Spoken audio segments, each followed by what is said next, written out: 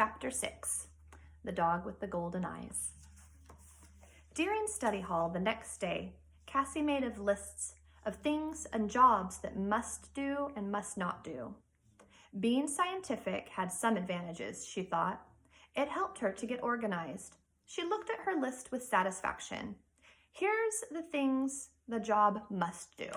Number 1, pay enough to buy for all the dog food.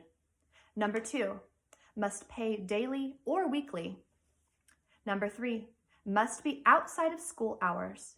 Number 4, must be within walking distance. And number 5, must pay cash, I hope. The second part had only one item. Number 1, must not work for anyone who will tell M. M was her mother. When Cassie applied for work, she would say she needed a job to buy food for the dog that she was getting. Her working to feed a dog might be appealing to a possible employer. That meant she couldn't work for anyone who might tell her mother. Her mother would call the dog pound. Cassie wasn't sure how to start looking for a job. She knew the paper wouldn't carry ads for work for a 13-year-old. So there was no point in borrowing a paper from someone or looking through it. She needed to talk to a grown-up. Mr. Crowell might be willing to help. She stood by his desk after science class and he smiled. So, how's your white dog? Did he come back? Oh yes, you should have seen him gulp down his supper. I read in one of the dog books that a big dog needs an awful lot of food, but I can't tell Mom for money. If I don't help him, I can't keep him, and I need to keep a job to pay for his food right now. Crowell nodded. I can see you have a problem. He fidgeted with his notebook on his desk. Offhand, I can't think of anyone needing work that you could do. Cassie felt a pang. She had secretly hoped that Mr. Crowell would hire her himself. Don't you have any animals at home that need taking care of sometimes? He shook his head. I don't keep any animals at home. All my animals are here, in the science room. Oh, she tried not to show her disappointment. Maybe one of the other teachers will have something for you to do. I'll ask around. Oh, please do, Mr. Crowell.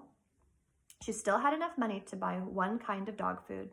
She went from school directly to the market. More dog food? Asked the clerk, nodding. Cheaper than canned food? Sure, we've got dog kibble. He pointed to some large sacks stacked along the wall behind the cashier's stand. Cassie studied the price tags on the sacks of kibble. It was cheaper by the pound, but she didn't have enough money for a whole sack. She cleared her throat. I guess I'll just get another can. What kind of dog you got? Cassie shrugged. Just a big dog. He eats a lot. Yep, they do. Desperation gripped Cassie. Say, is there any kind of work that I could do here to earn money for dog food? A sack of kibble? I'm good at sorting and arranging stuff in order. I get straight A's in my science class. The clerk looked at her as though it was the first time. I don't know. I'd have to ask Mr. Ulmer. He's the owner, and he's out back talking to the delivery man. He'll be in there for a minute. Cassie found her breath getting short, her heart pounding, her palms were sweaty. She was suddenly aware that she had her oldest worn jeans on and one of her unfavorite shirts. She certainly wasn't dressed for applying for a job. She hadn't even combed her hair. She wasn't ready. The clerk spoke up clearly. Here he comes now. Cassie took one look at the man entering the back door and fled. She was halfway home before she realized she hadn't even bought the can of dog food. Cassie looked at herself in the mirror over her dresser and trembled. She absolutely had to go back to the store and buy the dog food. No other market was within walking distance. But talk to Mr. Ulmer about a job. Who would hire a chubby girl with stringy brown hair and perspiration dripping from her face? Cassie stared at herself in the mirror and tilted up her chin. She went to the bathroom and turned on the shower in the tub. 20 minutes later, she towel-dried her hair as she went over in her mind just what she would say to Mr. Ulmer if she had asked him for a job. From her closet, she chose her newest pair of jeans, her best blue t-shirt with a poodle on it. At least it would show her interest in dogs. If she could just buy one big sack of kibble to start with. She marched out of the house and down the street, breathing hard with determination. She didn't count on meeting Shannon and Joanna on her way to the store. They whispered to each other, and Cassie started to glare at them. But what if later she needed their help with the white dog? She smiled cheerily as she could and stepped out of their way. Their smirks vanished, and she thought their faces seemed almost friendly. She thought about that as she pushed open the door to the market. "What happened to you?" asked the clerk. "I told Mr. Umer you were looking for a job." He turned and called out, "Here's that girl who wanted to see you." Cassie swallowed hard. Mr. Ulmer had a beer belly and pushed a plaid shirt almost over his belt, a pudgy, wrinkled face with pale blue eyes that blinked quite often. Thinning gray hair brushed carefully over the bald part of his head. "What do you want?" he asked in a mild voice. Cassie breathed more easy and cleared her throat. Her voice wobbled, but it didn't squeak. "I want a job. I'm going to get a dog, but I have to earn money to feed him. Please, can I work for you?" I know it wasn't businesslike. I mean, I am a straight-A student in science, and I'm good at organizing and sorting and putting things away and stuff. I'm a good worker. And that was true, provided that she was interested in the work. Mr. Ulmer looked her up and down. "How old are you?"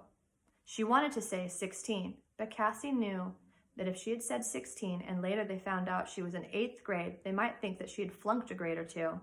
13, I'm in 8th grade. Too young to work at a regular job, and she knew it. Mr. Ulmer smiled gently. "I don't have any of the work in the store for you, but Mrs. Ulmer is looking for someone to weed our front lawn. Her arthritis bothers her, and she can't do gardening like she used to." "I love to garden," said Cassie. "When can I start?" Mr. Ulmer made a noise like a chuckle. "I don't even know your name, or where you live, or how much you charge." "Oh," Cassie felt her face turn pink. "I'm Cassandra Beasley, and I live 3 blocks down on Larkspur Lane.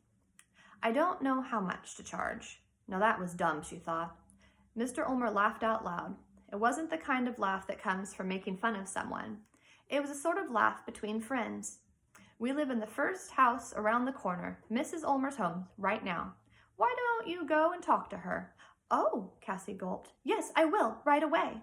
She started off before she remembered her manners. "Oh, thank you very much." She hurried out the door. Around the corner, the Ulmers lived in a very small tan stucco house surrounded by a patchy lawn that needed both water and weeding. Some drooping rose bushes lined the cement walk leading to the front door. Cassie's heart pounded as she walked to the porch, took 2 steps up, and bravely rang the doorbell. The door opened, and Mrs. Ulmer stood there, one skinny hand patting her frizzy gray hair. "Who are you, and what do you want?" Cassie cleared her throat and said with a rush, "I'm Cassie Beasley from 3 blocks down on Larkspur's Lane, and Mr. Ulmer said you wanted someone to do some gardening for you, and I need a job because I'm getting a dog, and I have to earn money so that I can pay for dog food." Cassie listened to herself as with astonishment. She had never before said so many words at once, even to her mother, much less a total stranger. Mrs. Ulmer opened her mouth and then closed it again. She smiled. "Are you a good worker? Do you like gardening?" Cassie took a deep breath. "I am a very good worker, and I love gardening, and I'll work hard because my dog eats a lot." "You said you're getting a dog. You already have him?" Cassie thought fast. "I get to keep him if I can pay for his food. He eats a lot more than I thought he would." Mrs. Ulmer nodded. "That's usually what happens. I'll try you out and see if you're the kind of gardener I need. I'll pay you $4 an hour." She walked across the porch and motioned to the 1-car garage on the side of the house.